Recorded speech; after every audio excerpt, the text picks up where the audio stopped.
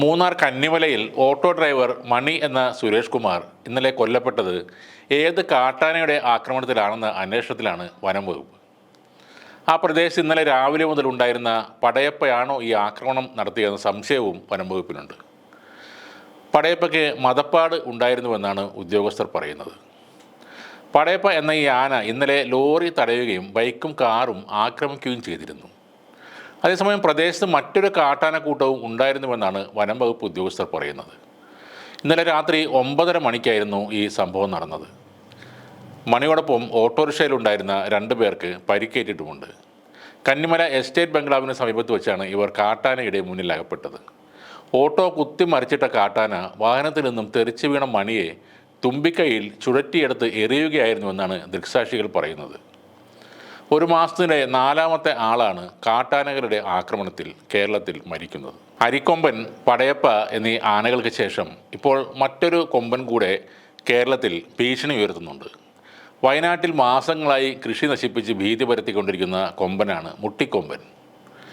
വലിയ ശരീരപ്രകൃതവും എന്നാൽ അതിനോട് ചേരാത്ത പോലുള്ള നീളം കുറഞ്ഞ കൊമ്പും ഉള്ളതിനാലാണ് ഈ കൊമ്പന് മുട്ടിക്കൊമ്പൻ എന്ന് പേര് വന്നത്. വനം വകുപ്പ് നേരത്തെ പിടികൂടി കുങ്കിയാന ആക്കി മാറ്റിയ വടക്കനാട് കൊമ്പൻ്റെ ഉറ്റ ചങ്ങാതിയാണ് ഈ മുട്ടിക്കൊമ്പൻ എന്നാണ് ആളുകൾ പറയുന്നത്.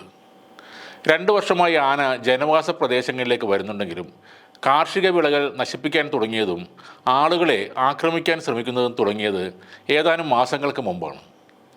ഞായറാഴ്ച പുലർച്ചെ 4:30 പശുവിനെ കറക്കാൻ എഴുന്നേറ്റ പഴേരി സ്വദേശി ബിനുവിനോട് അയൽവാസിയായി ജോണിയാണ് മുട്ടിക്കൊമ്പൻ ഇറങ്ങിയിട്ടുണ്ട് എന്ന കാര്യം വിളിച്ചു പറയുന്നത്.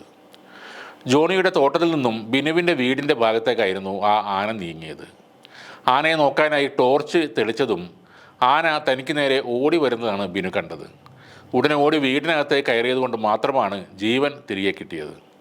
അല്ലെങ്കിൽ മാനന്തവാടിയിൽ കൊല്ലപ്പെട്ട അജീഷിനെ പോലെ തൻ്റെ ജീവനും ഒടുങ്ങുമായിരുന്നു എന്നാണ് ബിനു പറയുന്നത്. ടോർച്ചോ മറ്റോ തെളിച്ചാൽ പ്രകോപിതനാകുന്ന ആനയാണ് ഈ മുട്ടിക്കൊമ്പൻ. രാവിലെ ജോലിക്ക് പോകുന്നവരും മറ്റും 1-2 തവണ മുട്ടിക്കൊമ്പന് മുന്നിൽ നിന്ന് തലനാരയ്ക്ക് രക്ഷപ്പെട്ടതായി പറയുന്നുണ്ട്.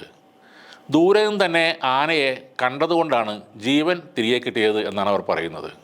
വളരെ ദൂരം പിന്തുടരുന്ന സ്വഭാവം മുട്ടിക്കൊമ്പൻ എന്ന ഈ ആനക്കുണ്ട്. വലിയ ശബ്ദത്തിൽ ചിഹ്നം വിളിച്ചാണ് ആന എത്തുക. ഇത് കാരണം ആനയെ ഓടിക്കുന്നവരുടെ മനസാന്നിധ്യം പോലും നഷ്ടമാകും എന്നാണ് നാട്ടുകാർ പറയുന്നത്. ഈ ഞായറാഴ്ച രാത്രി പഴേരി ശ്മശാന റോഡിലെ കർഷകരുടെ പറമ്പുകളിലാണ് ആന എത്തിയത്. ഫാർമേഴ്സ് റിലീഫ് ഹോം ജില്ലാ സെക്രട്ടറി കൂടിയായ ആരംപുളിക്കൽ AC തോമസ്, കടമ്പക്കാട് ജോണി, നിരവത്ത് കണ്ടത്തിൽ ബിനു, കൊട്ടാരകുന്നൽ സ്കറിയ എന്നിവരുടെ തോട്ടങ്ങളിൽ എത്തിയ മുട്ടിക്കൊമ്പൻ തെങ്ങും വാഴയും കാപ്പിയും നശിപ്പിച്ചു. ഞായറാഴ്ച പുലർച്ചെ 4:30 കർഷകർ ആന എത്തിയ വിവരം അറിയുന്നത്. ആദ്യം തോമസിൻ്റെ കാപ്പിത്തോട്ടത്തിലെത്തി ഇവിടെ ഉണ്ടായിരുന്ന 2 തെങ്ങുകൾ മറിച്ചിട്ടു. തുടർന്ന് സമീപത്തെ കടമ്പക്കാട് ജോണിയുടെ കൃഷിയിടത്തിൽ കയറി വാഴകൾ നശിപ്പിച്ചു. ഇവിടെ നിന്ന് ബിനുവിൻ്റെ വീട്ടുമുറ്റത്തേക്കാണ് ആന എത്തിയത്. ജോണി മുന്നറിയിപ്പ് നൽകില്ലായിരുന്നുവെങ്കിൽ ബിനു എന്ന ക്ഷീരകർഷകൻ ആനയുടെ മുമ്പിൽ പെടുമായിരുന്നു. 2 ആഴ്ചകൾക്കുള്ളിൽ 3 പേരുടെ ജീവനാണ് കാട്ടാനകൾ മൂലം നഷ്ടമായത്. ഇന്ന് മൂന്നാർ ഹർത്താൽ നടക്കുന്നുണ്ട്. വയനാട്ടിലും മറ്റു സ്ഥലങ്ങളിലും ഹർത്താൽ പോലുള്ള സമരങ്ങൾ നടന്നെങ്കിലും ഈ പ്രശ്നത്തിന് ഒരു ശാശ്വതമായ പരിഹാരം കണ്ടെത്താൻ ഇതുവരെ ആയിട്ടില്ല. നിലവിലുള്ള പല നിയമങ്ങളും വന്യമൃഗങ്ങളെ കൊല്ലുന്നതിന് എതിരാണ്. നിരന്തരം ജീവനുകൾ നഷ്ടമാകുന്ന ഈ സാഹചര്യത്തിൽ ഇത്തരം നിയമങ്ങൾ എടുത്തു കളഞ്ഞായാലും മനുഷ്യരുടെ സുരക്ഷ ഉറപ്പാക്കുക എന്നത് സർക്കാരിൻ്റെ കടമ തന്നെയാണ്.